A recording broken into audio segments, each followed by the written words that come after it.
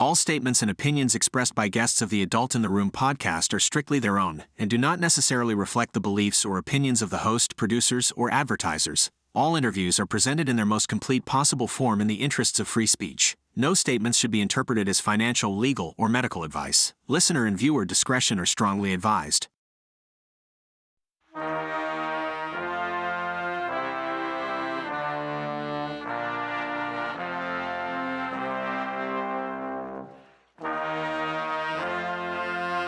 It's the Adult in the Room podcast with Victoria Taft.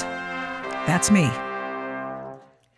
Welcome to the Adult in the Room podcast. I'm Victoria Taft, and Fleur Hassan-Nahoum is the outgoing deputy mayor of Jerusalem and is Israel's special envoy for trade and innovation, and you'll never guess why she's here today. Oh, yeah. We are going to talk about what is going on in Israel, the United States, what it is doing to help a friend, or in some cases, not help a friend. And we're speaking on the seven-month observance of the terrorist attack on Israel by Hamas terrorists. Now, this episode is going to air probably within 36 hours of I'm just giving that big window. So the information is rather fresh, and I appreciate you coming on and talking with us about what is going on. Of course, since we talked about having you on, lots has happened in Israel. Could you tell me what the Israel clearing out Rafah is about, and to what extent does it play into the entire game plan by Israel to rid the world of Hamas? So it's interesting that you say 36 hours. Within 20 hours, we had 5 different news stories in the last day. So it's been a little bit crazy. And I did an interview last night for BBC at 9 o'clock at night. And by 10 o'clock, they decided they weren't going to air it because it was already out of... It was already we'll just have to shoot this relevant. Out real fast. Okay. But hoping that it stays relevant. Basically, Israel knows that the last 5 battalions of Hamas terrorist fighters are in Rafah. We also believe that the mastermind, our Osama bin Laden of this story, Yahya Sinwar, head of Hamas in Gaza, is also in Rafah. Rafah is a city that borders Egypt. We also know that all of the armaments and all of the weapons that the terrorists have been using are coming from tunnels from Egypt. And we also have a fair idea that perhaps some of the hostages are also being held in Rafah. So unless there is a hostage deal that brings our hostages home, we need to go into Rafah. If the West, the United States, as we've been told since the beginning, want us to get rid of Hamas because they understand that Hamas is worse than Al-Qaeda.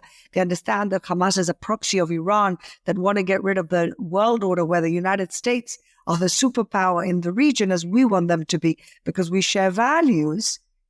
We have to get rid of Hamas. And to get rid of Hamas, we have to go into Rafah. That's the last bastion they've got left. And so for the last 2 months, Victoria, our hands have been tied behind our backs not to go into Rafah in order to give the negotiations and give the different deals with Hamas of a temporary ceasefire a chance. We tried 5 times. 5 deals we presented to them. The first 4 they rejected outright. And the last one, they hadn't responded to us. And then last night, the mainstream media announces that Hamas have accepted a deal, that Israel doesn't want a deal. But what's the truth? Hamas did not accept the deal that we offered them. Hamas negotiated a deal with itself, put whatever clauses they wanted and said, we've accepted the deal. Look how cynical they are. But even more telling and even more embarrassing is the fact that the mainstream media announces that Hamas have accepted a deal and Israel has rejected it. Imagine how twisted this gets. I was sitting there, this is yesterday afternoon for us, and I heard this, and I heard that they were different agents at the table, and I said, well, doesn't Israel have to be at the table for this to happen? Who is coordinating and at the table for Israel with these negotiations? Well, we have mediators, and we have the United States. Also, we have Qatar, not to be relied upon. Qatar is also They play a double game. They are both the arsonists and they want to pretend to be the fire extinguishers. So we've got, but they host Hamas. So they're an important part of this story because they're the only people who can actually leverage any power over Hamas because the money comes from them and that they live in Qatar, the leaders of Hamas that aren't in Gaza. We've got Egypt. Egypt who has peace with Israel, is supported by the United States. And then we've got the United States. Now, Israel has sent agents, has sent negotiators to the table when we thought there's been a chance. But most of the time, Hamas has simply been wasting our time and wasting the valuable time of the hostages whilst they keep them in captivity. I want to remind everyone, including a 1-year-old child, something that's never been seen, kidnapping of babies. Never been seen. I mean, they murdered babies and put them in ovens. They murdered babies, chopped their heads off, put them in ovens. These are some really middle-aged, barbaric people. Yeah. That makes me sick. Are you aware of the fact that some of the support, monetary as well as other kinds of support for these people who are on college campuses in the United States is coming from the very far left fringes, NGOs that are under the umbrella of the Democrat Party machine? Well, I know that there's foreign agents involved. I know that the Qatari government has bought out these colleges lock, stock, and barrel. I mean, imagine selling yourself to a regime like that. I know Russia is partly behind it. I know Iran is partly behind it, and maybe even China. But the point is that it's incredible how these countries who've obviously worked out that you can't beat America militarily, so let's deconstruct it from within. That's what they've done. But you know what? I just want to say something positive. I just read a very encouraging poll that says that 80% of college kids have zero interest in any of this. So I think perhaps what we're seeing is the very loud, very poisonous minority and not the majority of American college kids, thank God. I expect that that's true. 80%, that's very generous. I'm surprised to hear that. The 80% of them don't care. That is surprising to me. But we also had the occasion during the, I guess it was a Holocaust Memorial walk. Week. Yes, and the walk, yes. In Poland, where people were beaten up. Jews were beaten up, whilst the police stood by and did nothing. It's like we're back in 1930s Germany. Yes. And Jews don't have protection anywhere. And it's tragic.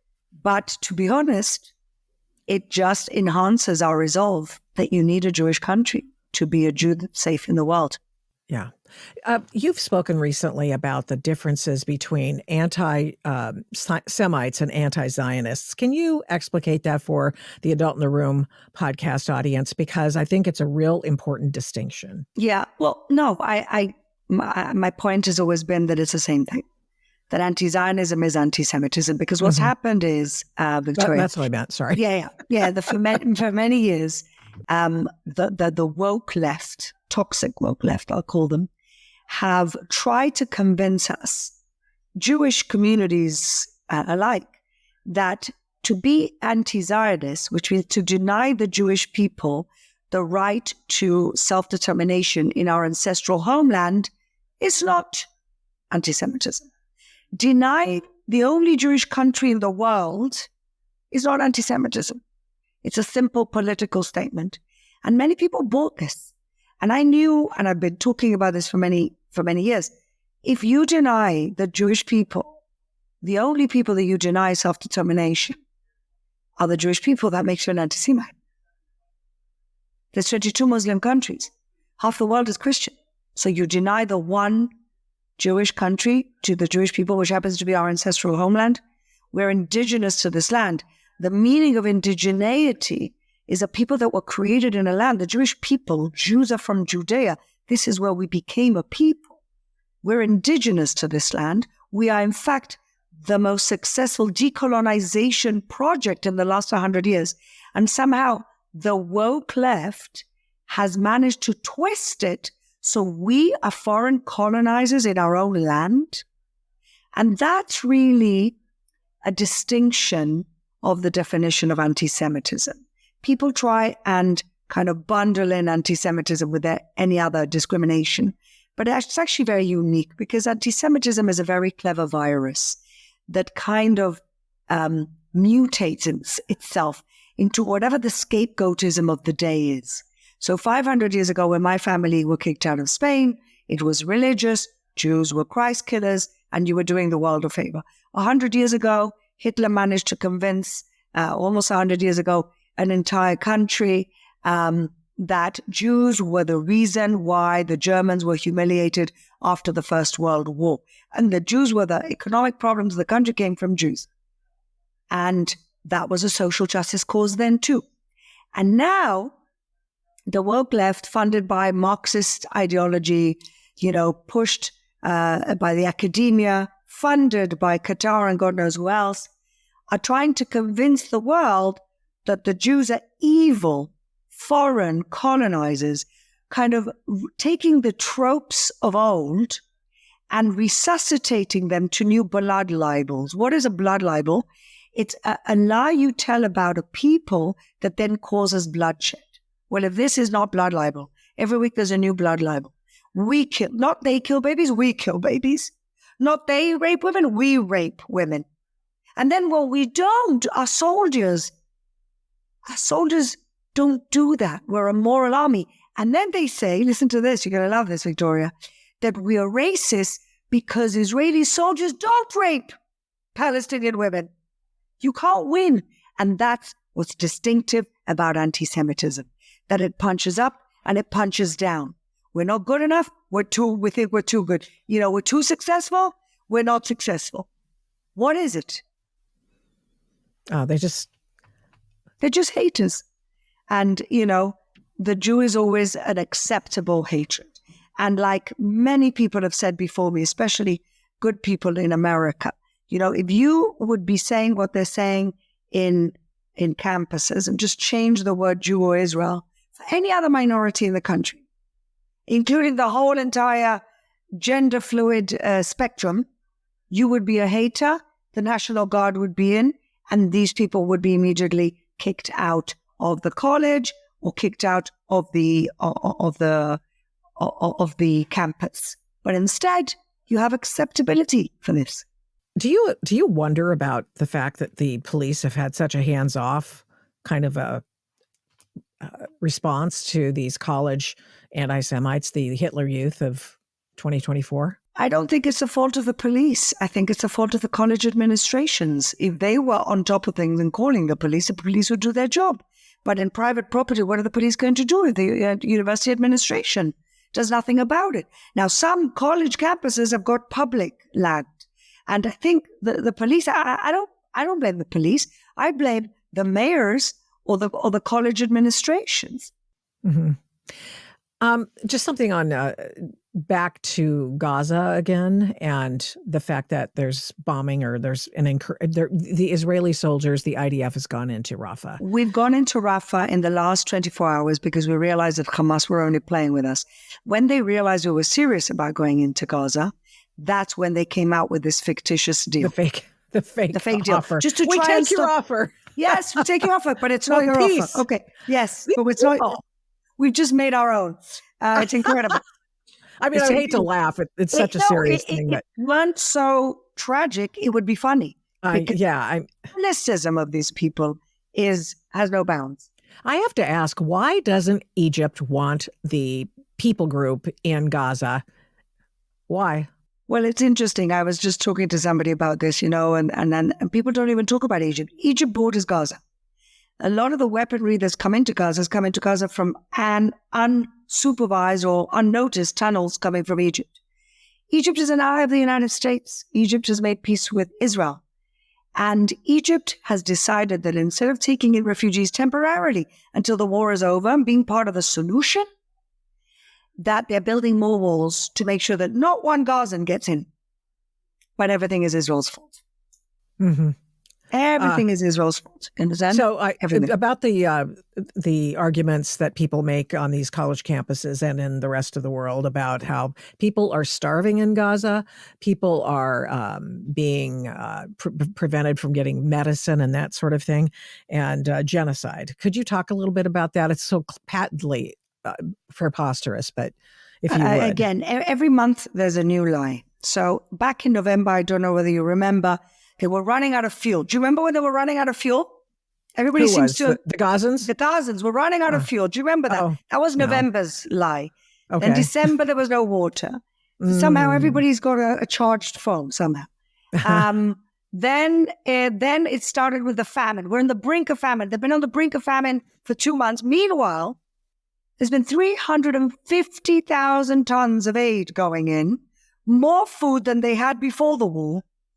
And if there is a problem, it's in the distribution that Hamas are not doing and the useless UN are not managing. But enough aid is going in. Israel takes pains not to hurt civilians. We send leaflets. We tell them to move from place to place so that they don't get harmed. In which war do you see an enemy warning? Do you see an army warning its enemy of where they're going to go just to protect their population? Whilst they hide in tunnels like cowards, they let their innocent population take the fall for the war they started. The human shields. There is no genocide. The numbers they use, you hear in college campuses, 50,000 dead, 20,000 children. They just throw out numbers. Let's say we take their numbers, which is 30,000 people. I don't believe it. But let's say now, a week ago, the Gaza Health Ministry, a bunch of terrorists, are saying that, it's not that 30,000 people are dead. It's that 11,000 people are unaccounted for. Do you know how many people have paid money to get people to pull them into Egypt? You know how many people would have died anyway? Just from natural causes. There's no elderly people there. We know we've killed 15,000 terrorists.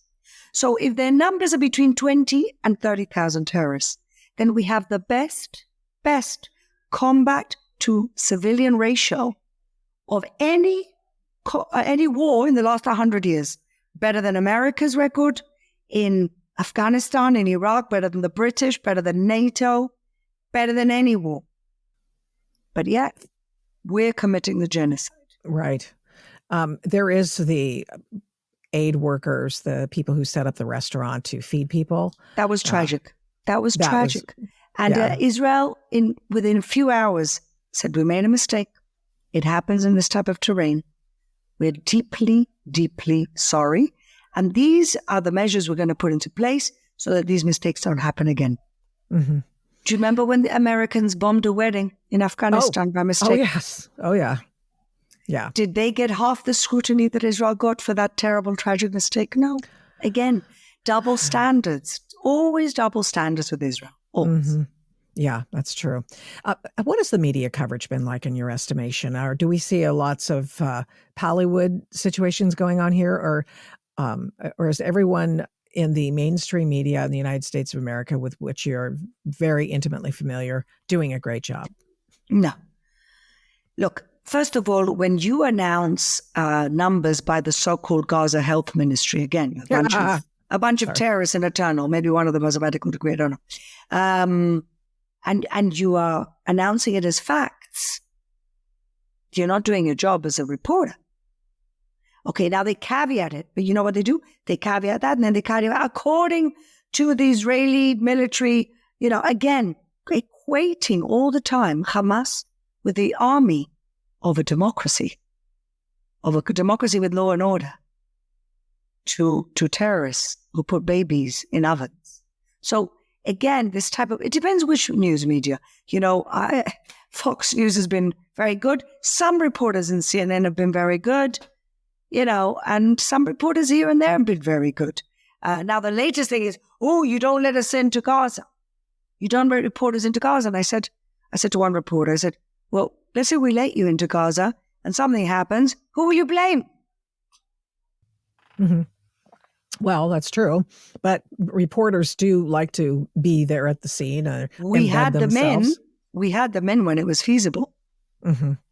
And then some of the media members turned out to be friendly with the Hamas terrorists. So how'd that work out? Exactly. On the 7th of October, we know that journalists from big news agencies were part of the massacre crew. And, a friend of mine who's a lawyer is actually representing victims of terror through these organizations. Yeah. Where were you when Iran launched the attack on April 13th with all the drones and cruise missiles and ballistic missiles? That's a good question, because I was actually the last flight out of Israel going to New York. I had work that week in New York. We literally took off at 12:30 at night when they were closing the airspace. And I took Wi-Fi because my husband... I had my daughter with me, but I had my husband and my 3 other kids in a shelter in my house in Jerusalem. And so I thought, I don't take Wi-Fi on flights even when I have it for free, because I just, it's nice to disconnect. I couldn't that night, of course, and I fell asleep in the plane after the whole thing was over. 350 missiles, including ballistic missiles.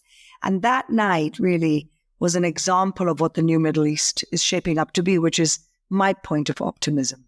We had America, we had Jordanian planes, and then 2 days later, the Saudis and the Emiratis said that they helped.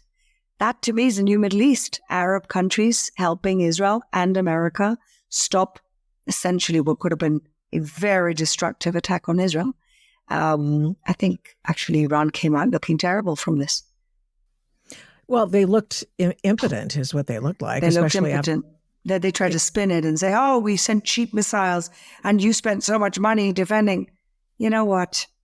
Just, what can I tell you? The idea that the attack that Iran carried out wasn't bigger than it was surprising to me. I mean, I felt like it probably... well, it was pretty big, Victoria. But it was massive. No, I don't deny. Oh, you're surprised that it was so big. I was surprised that it was so big yet impotent. I agree with you. I agree. I've always said, actually, and I don't say this as a military expert because I'm not, right? But I've always said that Iran is a paper tiger. And this is why I can't understand why the United States, especially the Obama administration, and at the beginning of Biden's administration, bend over backwards to try and appease who are essentially the Hitler of today. Why make a deal with these killers, the biggest exporters of terrorism? This is the moment. If we want to get rid of all this fundamentalism and terrorism, you have to hit the head of the snake. What I would do, I would use this opportunity to get rid of the regime in Iran. And you know why we would win? Because the people of Iran want us to. Why don't the Iranians want a full-out war? Because they know that their own people will side with the West, will side with freedom, and they can't take that.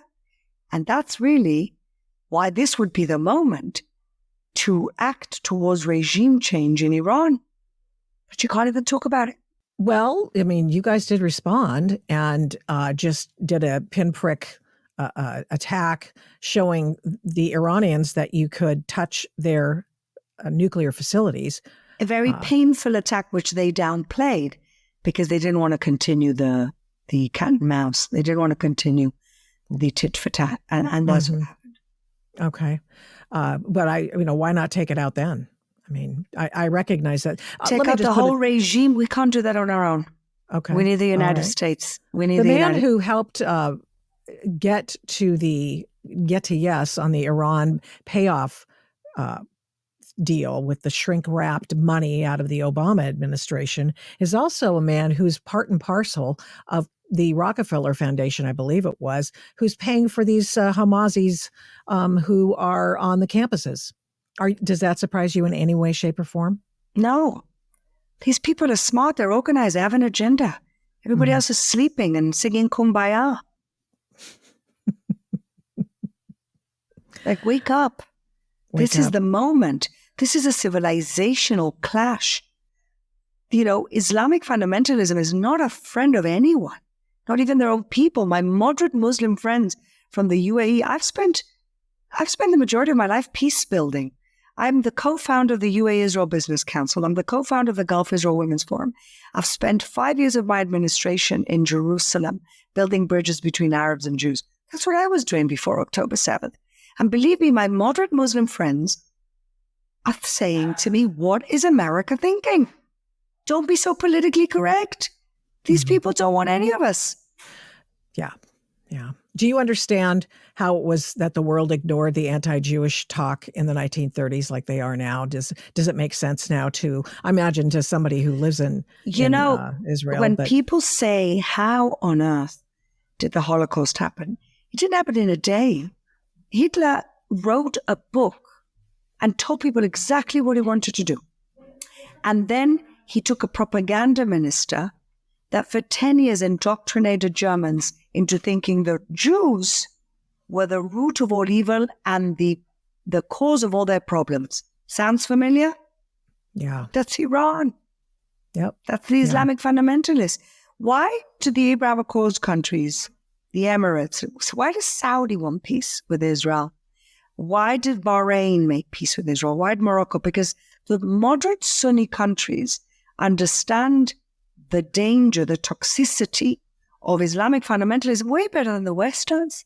Mm-hmm. And they're shouting it from the rooftops, and we're not hearing it. Mm-hmm. I don't know how much more time you have, but I did want to just ask before we sign off, to what extent did the Abraham Accords move things forward for that region? Or was that just a PR thing by the Trump organization? No, not at all. The Abraham Accords are real. And how do I know they're real? Because they're still holding on, even through the worst war that Israel's had for a long time against essentially Muslims. And it's for two main reasons. One is because the Middle East is splitting into two. And this is what I said at the beginning of our conversation about that night when Iran attacked. The countries that want peace and prosperity for their people, and the countries that want fundamentalism, jihadism, destruction, bring us back 500 years. And the Sunni moderate countries hate Iran more than we do. They know them. The Emirates, kicked out the Muslim Brotherhood, which is essentially Hamas, out of their country 10 years ago. The Bahrainis had to bring Saudi tanks on the street to make sure that in the Arab Spring, the Muslim Brotherhood didn't take over. The Saudis have been dealing with the Wahhabis, who are their version of the Muslim Brotherhood for 10, 20 years, even before 9/11. And so the moderate Sunni countries understand that the Shias want the supremacy of the region, and they're using the Palestinian cause as pawns. Do you think they care about the Palestinians? They don't care about them. They're using them as pawns.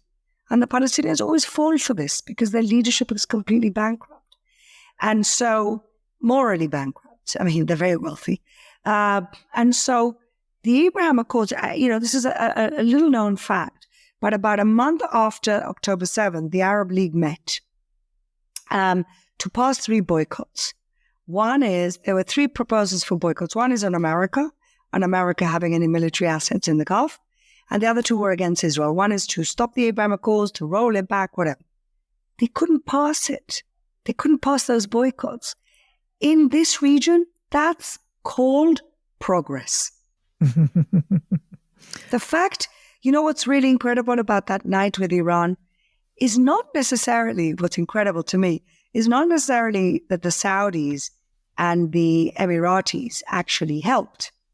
What's incredible to me is that 2 days later, they admitted that they helped.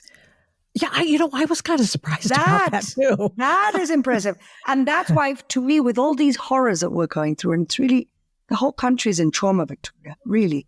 I mean, I've never cried so much in my life. I've got a friend whose son is a hostage. I've got friends who've lost children. I can't even begin to tell you how devastating this has been for us. But my little point of light here is the fact that the Arabs, the moderate Arabs in the region, get it. And quietly, they're on our side. Hey, do we have any U.S. troops over there? Do we have Delta Force over there anymore? I know they came in Where, initially. in Israel or in the Israel. region? Yeah, well, no, in Israel. All I can tell you is I don't know what's officially here, not officially here, but there's We'll one take whatever you have. hotel. There's one hotel in Tel Aviv which is full of special forces. 'Cause you can just tell these guys are American special forces, and it gives me a lot of pleasure and consolation when I see that the army, the American defense apparatus, does have our backs. Well, are they operating or just sitting around the pool drinking umbrella drinks? And they're not by the pool. I don't know what they're doing, but they're not by the pool. Have you been able to ascertain whether or not there's been a shipment of Israeli U.S. ammunition that has been denied to the Israelis? I was approached by 2 journalists this evening about that, and John Kirby denied any of this. The Israeli press reported it. I don't know. I can't tell you. I think that I would be very surprised if that was the case. The 3 goals Israel has said that it has in going into Rafah and prosecuting this war are the bringing home of 132 remaining hostages, destroy Hamas militarily and politically. That's a big ask. And to make sure Gaza never again poses a threat to Israel. What does that mean? Does that mean you're going to take over Gaza? Oh, I hope not. We left Gaza in 2005, not because we wanted to take it over again, it's to try and give the Palestinian people the chance of what they've been asking for, which is autonomy. Apparently, they couldn't manage it because Islamic fundamentalism came in and took over, like it's done in many countries in the region, and certainly countries that had an election. So I think that, in my dreams, I would love the Americans, the Saudis, the Emiratis to come and deal with the reconstruction and civilly manage these people until they get their own decent, benevolent leadership. But what will happen is that Israel will be, we will be responsible for our own security control because we've got no choice. Look what happened when we had our eye off the ball, for 7 hours, and look what they did.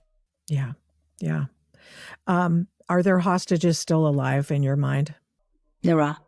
I don't know how many. Some people say 30, 40, some people say 80. We know that out of the 132 that the army believes that about 30 or so are already dead. I'm praying that I'm praying that means that there's almost 100 alive, and that we will get my friend Rachel Goldberg, will get her son Hirsch home, who's lost an arm blown off by a Hamas terrorist with a grenade. He was in one of the hostage videos a couple of weeks ago. And so we're praying that he'll come home very soon. We're all aching. He's a kid from our neighborhood. Yeah. I'm so sorry about that. I guess we'll see how this plays out, and I hope that you can come back again and we can chat, and maybe there'll be and hopefully celebrating something good, and the hostages return. And Israel has only ever wanted peace. How do I know that? We've presented 5 deals to various Palestinian leadership over the last 80, 90 years for a 2-state solution, what they say they want. Every single Arab country that's wanted peace with Israel has gotten peace with Israel.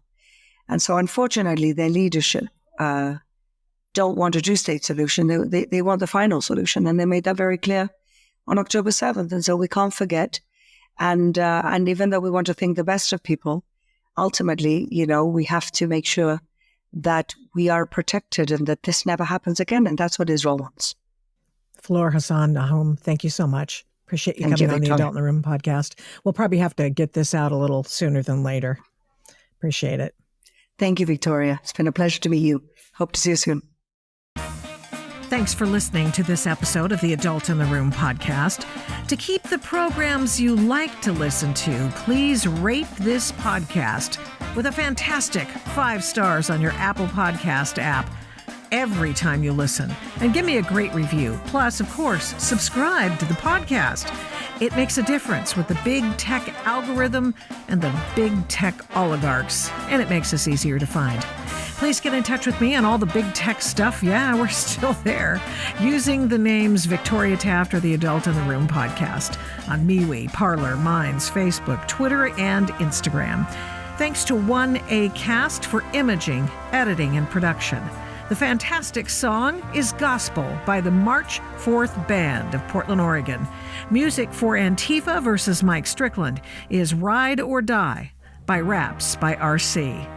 The Adult in the Room podcast is also a production of Flamingo Road Studios. Remember, head up, heart out, and strive to be the adult in the room. Till next time, mischief managed.